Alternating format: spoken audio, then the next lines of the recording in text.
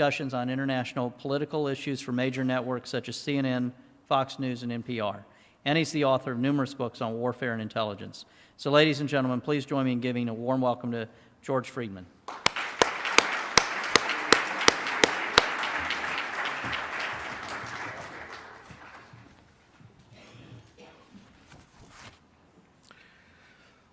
When I was last here, I discussed the European crisis. The European crisis has intensified and has been joined by a series of crises across the Eurasian landmass. And when I say Eurasia, I mean Europe and Asia, from the Atlantic to the Pacific, from the Arctic Ocean to the Indian Ocean. And it's noteworthy that every significant part of that landmass, with the exception of India, is in fundamental systemic crisis. And we have not seen a model like this really since World War II.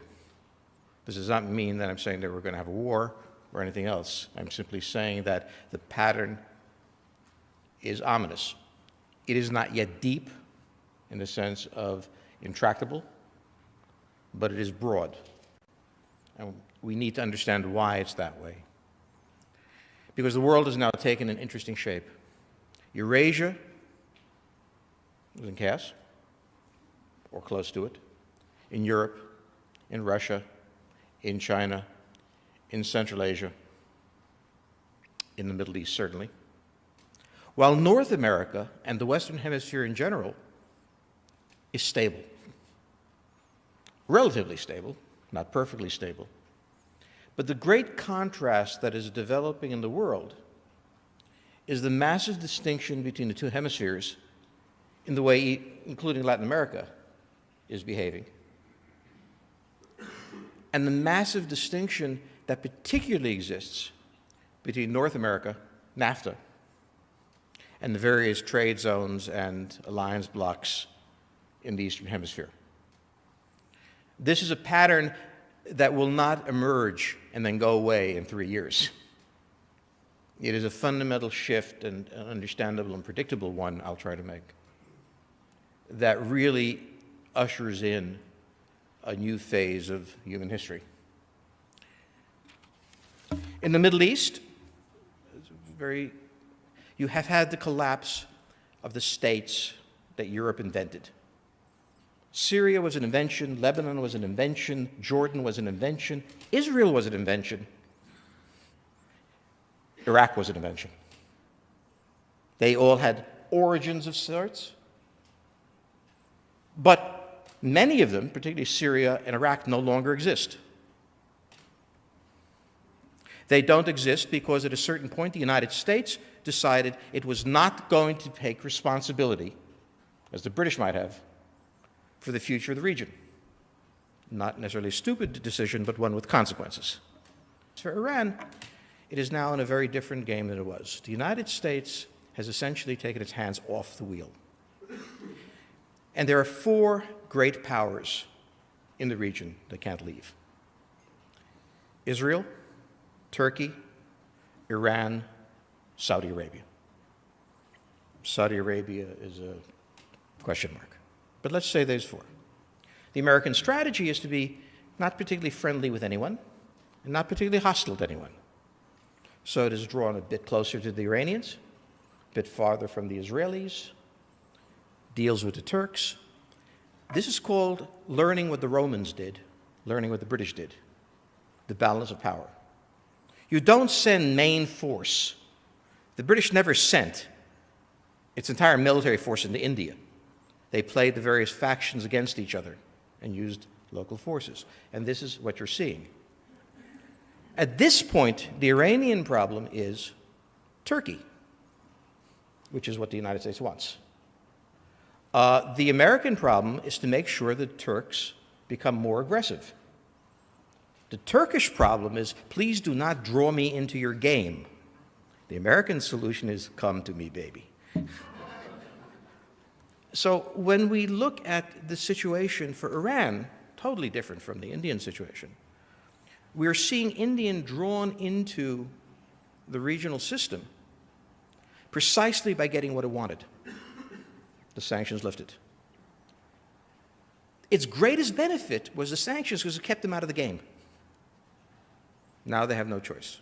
They must be involved in Iraq. Iraq fundamentally affects them. They therefore are doing what the United States would like them to do. The Russians are doing what the Americans want them to do. The United States does not want Assad to fall now. Now. Later, yes. Earlier, yes. Now, no, because of ISIS.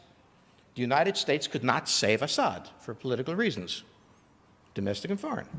The Russians come in, they save Assad, they leave the question of ISIS open for the United States to deal with to the extent it wants. And what the United States is doing very brilliantly, and I know we're not supposed to be smart, but it's unintentional, what the United States is doing very brilliantly is forcing all the other players to do what it wants, because we have learned a fundamental lesson. You do not maintain a global power by constantly rushing multi-divisional forces into a region. You get tired. You must learn the balance of power, and it's being learned. And the important thing is, I don't know if Obama knows he's doing it or not. You are pulled into this because you must, because you don't have other options. He doesn't have the option of sending forces. So Iran must be understood in terms of the new American game. Anyone else? On the far side. The fundamental problem of Europe is an attempt to take a country like Greece and a country like Germany and give them the same currency.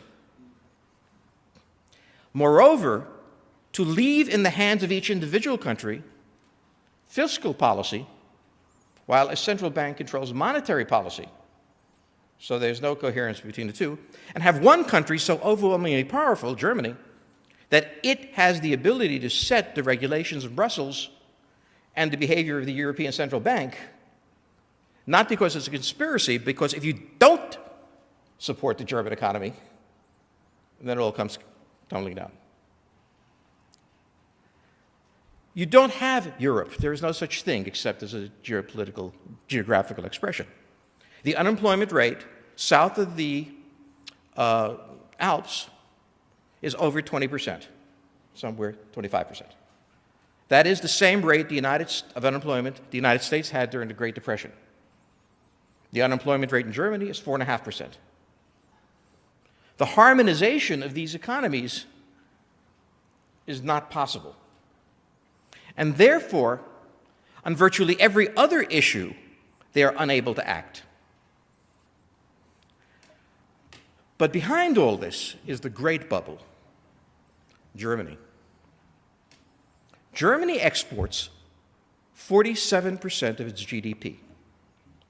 I'm not good at arithmetic, so give me 50%. Which means that every time it loses 5% in exports, it loses 2.5% in GDP. Now, losing 2.5% of your GDP matters. But if you lose 15% of your exports, you've lost 7.5%. The point I'm making is Germany is on the edge of the volcano.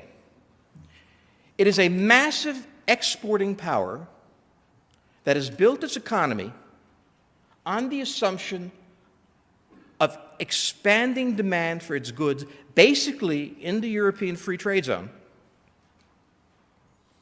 And that can't happen now. Its entire structure is based on that because domestic consumption can only be raised so much when you have that much out there. Other countries are in this position, South Korea, for example. But only Germany is the fourth largest economy in the world. So the size of the imbalance relative to the global system is massive. Now, in a world in which you have an exporter's crisis, and one of the greatest exporters in the world, Germany, with a larger dependence on exports than China or any other country that you might name, the global exporter, if you will, from a percentage point of view. I think the Russians are going to be very aggressive, and I think the Russian Federation will go the way of the Soviet Union for the same reasons. High defense costs, low energy prices. That took down the Soviet Union. That will, I think, take down Russia. When the Soviet Union collapsed, all nuclear weapons under American tutelage was transferred to the Soviet Union so that Kazakhstan wouldn't have a nuclear capability, which we all think is a good idea. If the Russian Federation collapses, what happens to those nuclear weapons? The frightening thing about Russia is that it is a nuclear power, and if it fragments, something has to be done about it. And there really isn't anything that can be done. What do you do?